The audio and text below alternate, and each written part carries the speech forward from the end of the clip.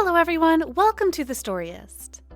Nowadays, the age of millennials who go about the process of creating and building their own family is going higher and higher as time goes by.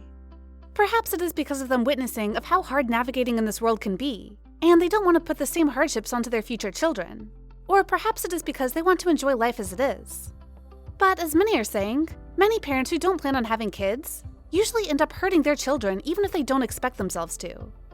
Some mothers, even though they love their children so much, get too overwhelmed by the responsibilities they have to deal with, and they often forget that their children are the most important things above all. In today's story, watch a crazy young mother who abuses her own son, just because she can't deal with the challenges of being a teenage mom anymore. Stay until the end of the video to see its surprising end. Hannah used to be at the top of her class. She is smart and beautiful, and all of her teachers in her high school used to think that she has the potential for a bright future. She was studious and she used to be a role model in their campus, until she fell in love with a band vocalist in their school, and her life had been ruined since. Hannah used to be quiet socially, but when it comes to discussions about science or math, she would enthusiastically join. But one sunny morning, as their school was celebrating its golden anniversary, something or someone caught her attention. For Hannah, it was love at first sight. She was only 16, and she had never been in love in her whole life, so she never knew what love felt like, until she laid her eyes on the vocalist of the band performing at their stage.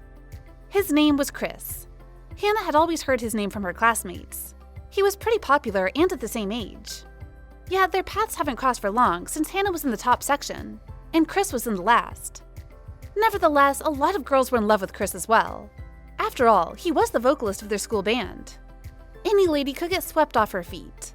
And Hannah, despite her intelligence and nerdy nature, had fallen in love with him too. However, she wasn't the only girl desperate for Chris's attention. There were hundreds of them in her campus. One day, while Hannah was inside the library, she saw Chris enter, obviously searching for a book for their assignment. Hannah's section was way more advanced than theirs, so whatever homework Chris had, she had learned about it for sure.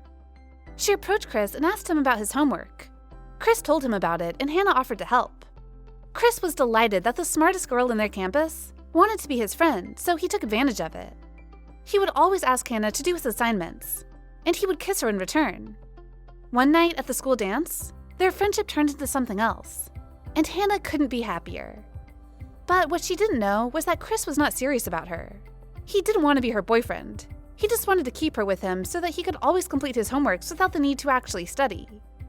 That night at the school dance, Chris invited Hannah to sneak away to his car, and there, they hooked up. The following day after that night, Hannah was feeling positive that she and Chris would start a new relationship. However, when she arrived at school, she caught Chris making out with another girl. Hannah's world was shattered, as she thought she was going to be Chris's girlfriend in the morning. Hannah has not spoken with Chris since that day, and she never even told anyone what happened between them in Chris's car that night. Yet, after a month, Hannah started feeling unwell. She found out another month later that she was pregnant, and she didn't want to tell Chris because she knew he would run away, so she just stayed silent and ran away. Hannah regretted everything. She had big dreams. She wanted to be a surgeon one day, and she wanted to finish her studies and become successful. Yet, because of getting pregnant, she would have a baby to care for now, which meant that she wouldn't be able to prioritize her dreams. Her parents disowned her after learning her condition, and she had no choice but to seek shelter from those who volunteered. She found a charity that helped single mothers find a home. She stayed there until she gave birth. Before her 17th birthday, she gave birth to a son whom she named Hamish. Everybody in the institution loved Hamish. They said that he had his mother's eyes. But Hannah wasn't happy. She couldn't love the person who hindered all her dreams.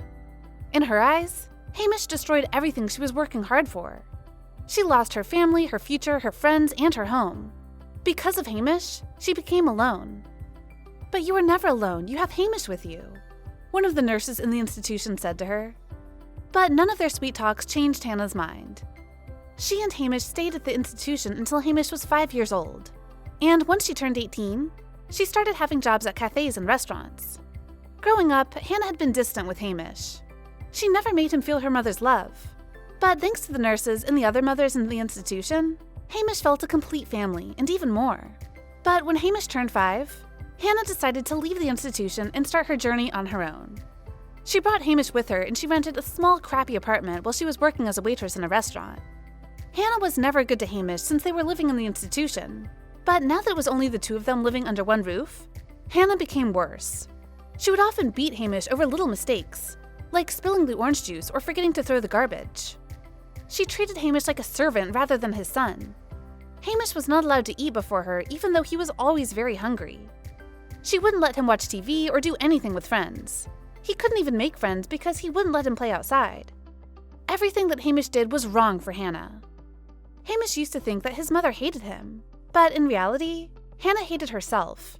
And seeing Hamish only reminded him of a future that slipped away from her palms. "I'm smart. I used to be at the top of my class. What am I doing here serving arrogant customers?"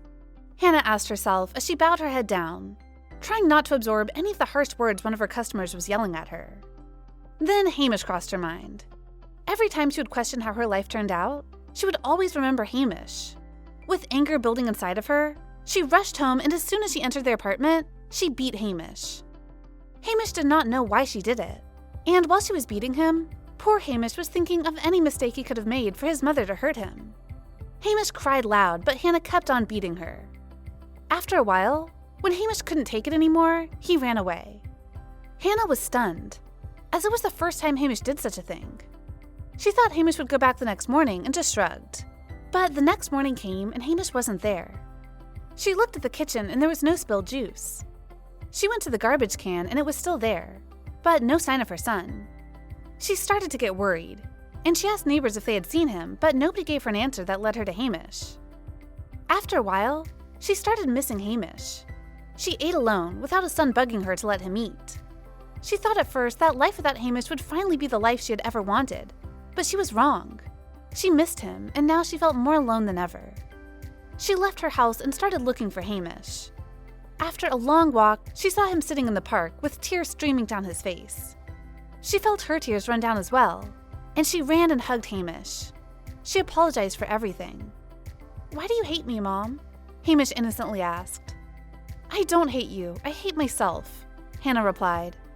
She promised Hamish that she would never lay a hand on him again, and she asked him to start over.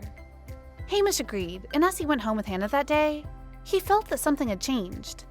Hannah became livelier again, like how she used to 5 years ago. Since that day, Hannah and Hamish lived peacefully, and Hannah studied again to fulfill her dreams. But this time, she had Hamish as her inspiration. That's all for today. We hope you enjoyed that video, and we'll see you next time.